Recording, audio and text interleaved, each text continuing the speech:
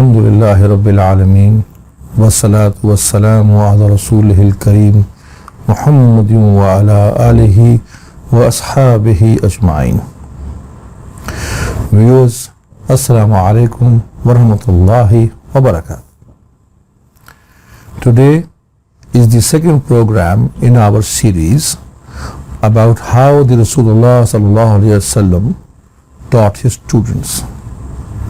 For those of you who have yet to see the first program, let me recap a little bit about what we spoke last time. We spoke about the fact that the Rasulullah sallallahu alaihi wasallam's teaching methodology is the best in the world. We talked about how he built a relationship of compassion, of love with his students. And we spoke about that all people in some category or the other are partially teachers. Teachers, mentors, trainers are of course teachers, but parents are also teachers. The boss or the employer is a teacher also to his subordinates. So these rules that we shall learn from the Sunnah about the Prophet ﷺ's teaching are going to be valid and inshallah beneficial for all. Now, remember that following the Sunnah gives us two benefits. One, we get a benefit in this world, in this life, from doing the right thing. We get a worldly benefit as well, and we get a benefit as well, inshallah, as a reward and ajr from Allah subhanahu wa ta'ala at the end of our lives as we send our deeds ahead and present ourselves before Him on the day of Qiyam. So there's a dual benefit in all this. Now, moving on to our next topic regarding teaching and the Sunnah sallallahu alaihi wasallam, and we will start with niyyah, or the intention and the sincerity of the intention. You might have come across many books of hadith, and you might have seen that in all those books they tend to start with the intention and the sincerity of intention, because it is truly the sincerity of the intention that gives us the real ajr and benefit. The Prophet sallallahu alaihi wasallam said, "Innamal a'malu binniyat." Aw kama qala sallallahu alaihi wasallam, the actions will be evaluated, will be judged by the intentions. If the intention is sound, it is sincere, if the intention is correct, the action will be rewarded. And if it is not, God forbid, then that very action might become wastaghas billah. Moving on, as we go further, this intention has three elements. The sincerity of intention includes three things. One, the purpose should be to please Allah, to seek the pleasure, the raza ilahi, the pleasure of God, that He be pleased with us as a result of our action. That's the first element in intention and its sincerity. That we brace ourselves in a manner that yes, I am doing this, I am doing so and so thing, I am taking so and so steps, and I am doing this so that Allah may be pleased with me. Perhaps that action might also get you a worldly reward. For example, you teach in a university or a school or a Darul Uloom, and that teaching, of course, you might be getting a salary for that. But the salary or the money should not be the basic purpose or objective of doing that task. The objective should be the sincerity and the pleasure. To get the pure pleasure, you might be teaching in a Darul Uloom or a university or a school and yet getting a salary, but getting the salary does not make your niyyah wrong. It's just that the basic objective should not be getting money or making money or just making money. That is a secondary thing. We all need money to live in this world. We need those things. And yet the basic objective is to earn Allah's pleasure. Second, the second element is to be a well-wisher, to be sincere towards all. The Prophet ﷺ said to his Sahaba, ad-deenu nasiha. Deen is wishing well, it's nasiha, it's sincerity. Wishing well towards all. He said wishing well or being sincere towards Allah, His messenger, His book, the people, the leaders. Deen is really about sincerity. So being sincere and wishing others well, having the compassion, to be in a state of mind that I am doing this, I am teaching this, I am putting forward my ideas so that people will benefit both in this world and the next, inshallah. The third and most important part of the element of sincerity, of intention, is doing it in the manner taught by Allah and His Rasul sallallahu alaihi wasallam. That is the third thing that makes our niyyah pure. Why? Because Allah subhanahu wa ta'ala says, Qul, say, O Muhammad sallallahu alaihi wasallam, in kuntum tuhibbun Allah, if you really love Allah, fattabi'uni, then follow the Prophet sallallahu alaihi wasallam, follow me. And this is the way we do things. If we love Allah, for the love of Allah, for the sake of Allah, then the method should be the Sunnah method. Then, the next thing about our teaching method is very important. When we start teaching and start da'wah, it could be da'wah, it could be teaching, we have to remember that respect sometimes, or rather most of the time, has to be earned. Respect does not just come to you by itself. You might be living in a society or might be teaching in an institution where you're not known or you're not respected. Being a teacher, being a ustaz, being a da'i might earn you respect in certain circles, but not everywhere. Must earn respect, must have a character and behavior and manners so that you may be respected by those whom you teach and those whom you wish to make da'wah to, whom you wish to invite to Islam. That respect has to be earned. The Prophet ﷺ, he spent a lifetime in 40 years, is a lifetime in Makkah, and everyone and each person believed him to be Sadiq and Ameen, to be truthful and to be reliable and trustworthy. And when the Sadiq and Ameen, when the reliable and the trustworthy, the truthful and the trustworthy, when he brought forward an idea, it was not easy to reject the idea of the most truthful person, which they also accepted to be truthful. But it takes time to build a reputation, to build a character reputation. It takes a while. So be patient. Build the reputation first. Show the best of manners. Show the best of manners. The Prophet ﷺ, his makarim-e-akhlaq, he had the best of the manners. He said, I've been sent to complete and to beautify and to take manners to the highest level of good. If we have good manners, it is good manners who bring people close to us. The Prophet ﷺ, once he came across a lady, he came across a lady, and that lady is an older lady, and she was pulling along some shopping that she had done from the fair in Makkah. And as she tried to take it by herself with no one to help her, the Prophet ﷺ, he came across her, he picked up her things and carried them over with her to her house. She was very happy. She praised him and she thanked him. And as the Prophet ﷺ was a stranger to her, when they reached the destination, reached her place, she also gave him a bit of advice.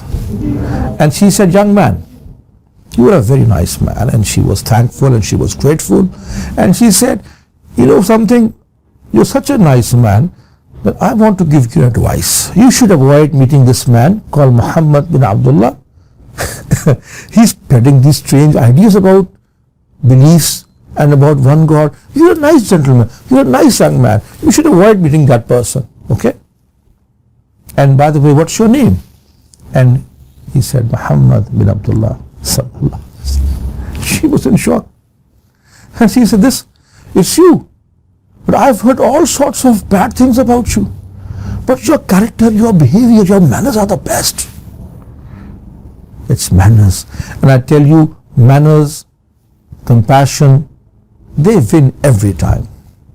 Acts of kindness are far, far more effective sometimes than the longest speech in the world. You can speak for hours and you can have a fiery way of speaking and you can invite people and maybe even spellbound them, but you cannot really make them like you unless you like them and show compassion to them yourself. Then we come across another of the Prophet ﷺ's teaching is to feel the responsibility of the job at hand. The Prophet ﷺ said, each of you is a shepherd and each of you shall be answerable for his flock.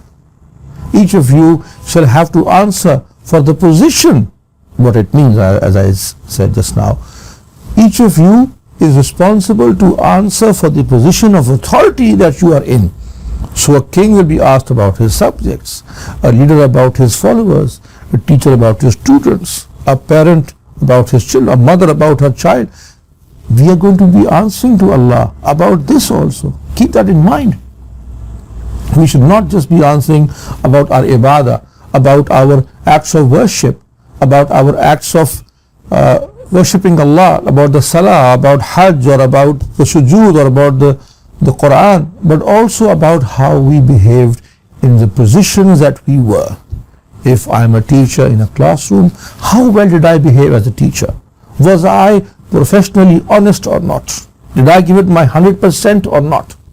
If I am a motor mechanic, if I fix automobiles, am I an honest and am I a down-to-earth, honest person fixing people's cars properly? I'm going to answer for that.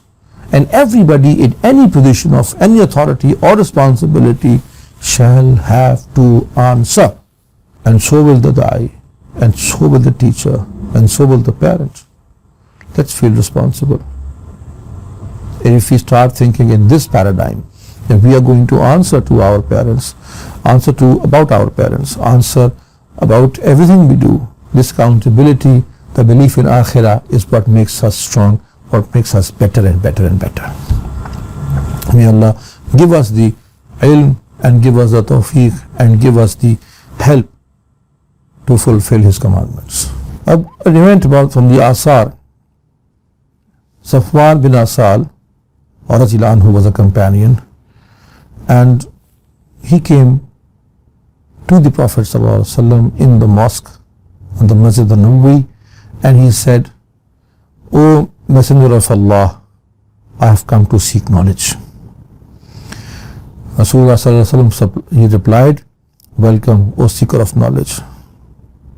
Welcome. He said, Marhaban bi talibi ilm. Welcome, O seeker of knowledge. Welcome, for the angels surround you and they pile upon each other for the grace that you have come to get. What have you come to learn? This make the students feel welcome when they come to ask you questions, when they come to ask you for knowledge, when they come to learn something, when they come to your classroom or anywhere else. Make them feel welcome. Make them feel accepted.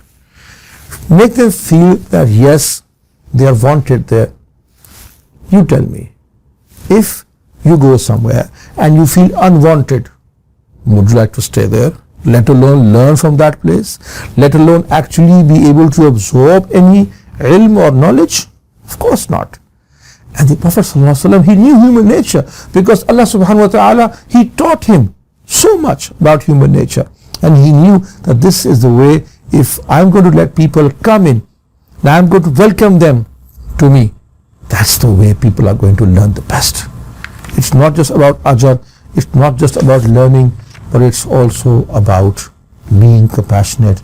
It's also about being sincere.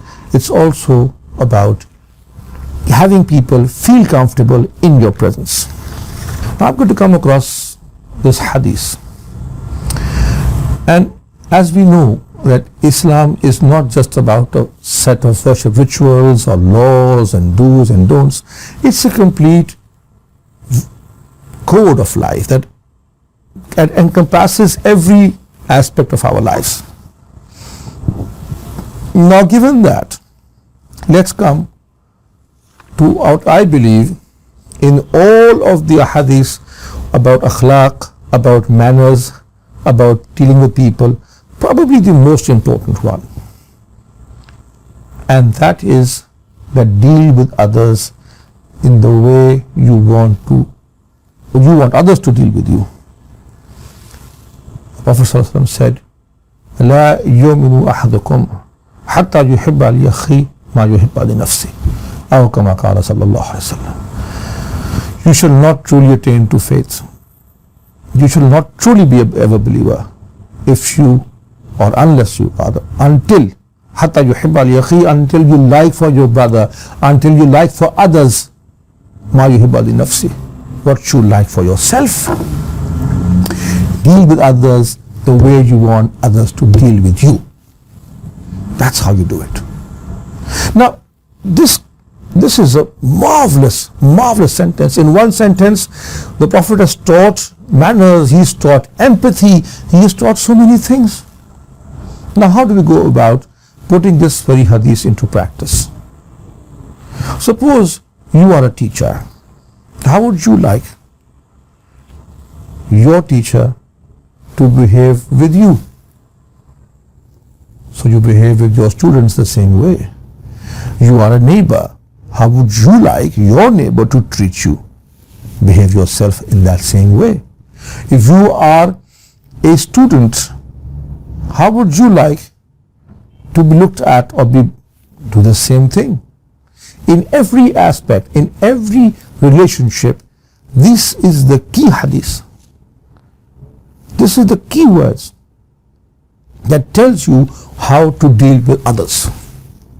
If you understand a single hadith, there's so many problems we'll be solving in our lives, inshallah, with the help of the sunnah and this hikmah in the sunnah, this wisdom in the sunnah. Treat others the way you want to be treated. That is the key here. And what does that tell you? It tells you to be able to empathize with other people, to show empathy, to be able to see the other person's point of view. What does he or she need from you? I can go on and on with this single hadith. And I'm going to go on for a while because I really want to make sure we understand this very, very well. You walk into a classroom. Suppose you are a student and you are in a classroom and a gentleman, a teacher, he or she walks in, and how would you want that person to look at you? With a frown or with love, with a smile? Is that how you want to be taught? So teach in the same way. You are a child who makes a mistake, maybe goes astray for a while from the right path, or does anything, mischief or whatever. And then how would you want? Would you want your parents to understand you, to listen to what you have to say, to hear what's in your heart, or just come and give orders or instructions or ground you or give some other punishment? You wouldn't do that. You wouldn't want that to happen to you. Don't do it to your kids. Empathize with them. Empathize with your students. Empathize with the people whom you want to give da'wah to, whom you want to invite to Islam. Because unless you do that, you cannot really make them listen. The Prophet ﷺ, he declared this to be an actual standard part of faith, in the sense that it is something that makes us truly mu'min, a true believer.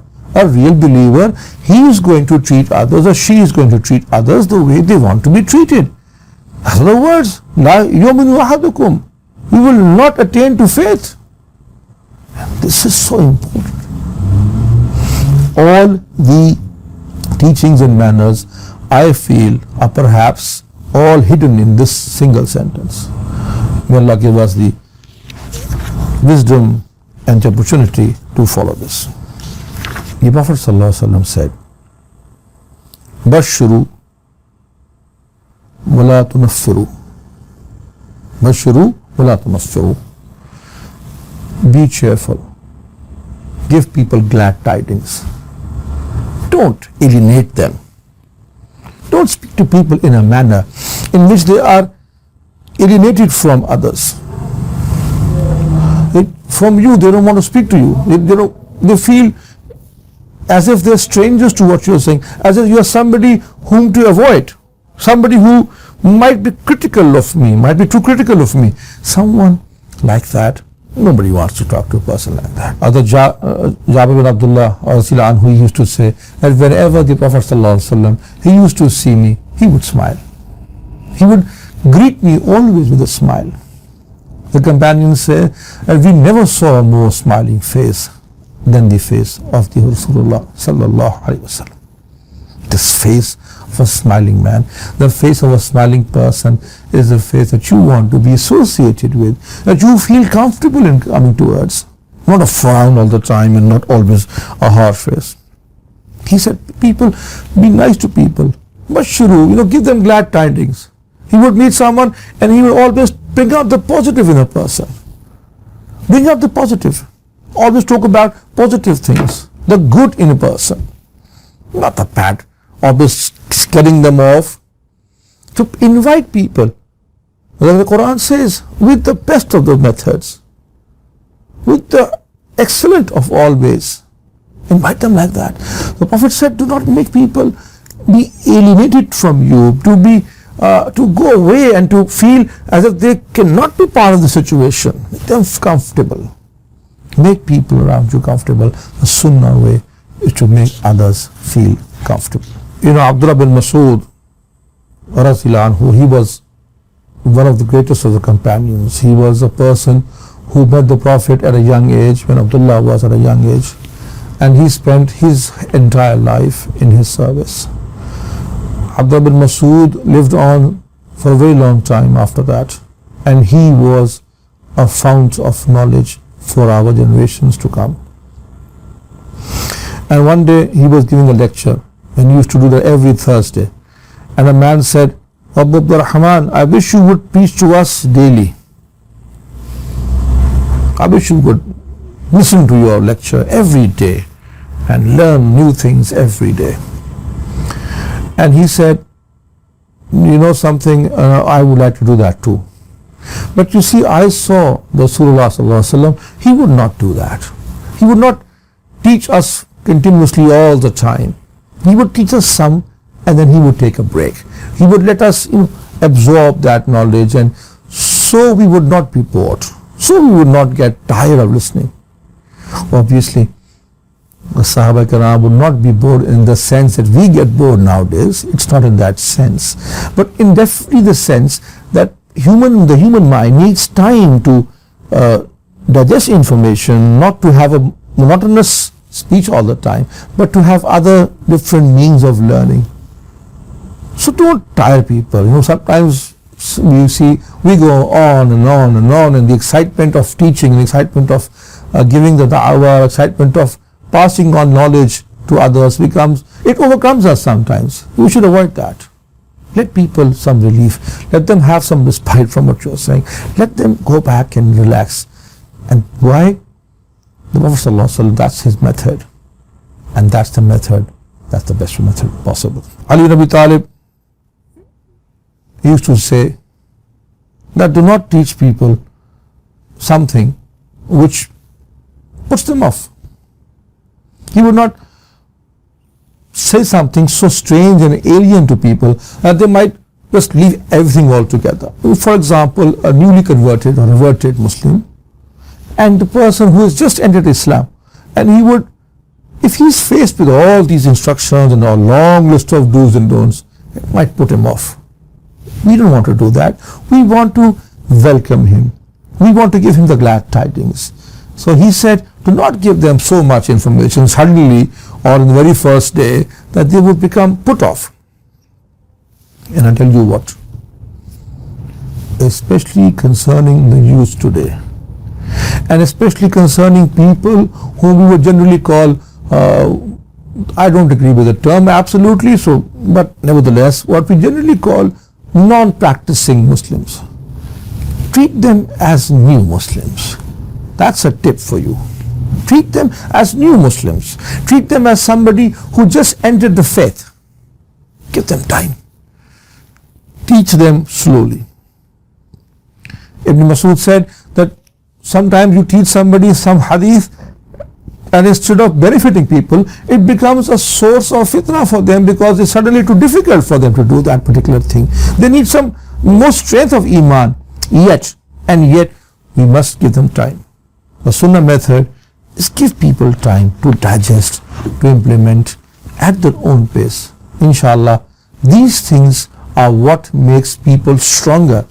So do not rush into so much information, so much judgment. When the Prophet ﷺ said Muaz ibn Jabal, what did he tell him as a governor to Yaman, as a judge to Yaman? He said, invite them towards Shahada, towards Tawheed, oneness of God. And when they do that, when they accept this, then make them pray 5 times a day. And when they accept this, then tell them that they also have to pay zakat. Become Muslims first. Accept the idea, then offer the salah. Tell them this in stages so that it becomes easy for them. What makes things easy, makes things simpler. Do not overburden people. Let's not do that. May Allah subhanahu wa ta'ala help us and bless us with the following of the Sunnah and the Sunnah method. We shall continue inshallah more about the Sunnah and teaching inshallah. Wa akhiru da'wana anil hamdulillahi rabbil alameen.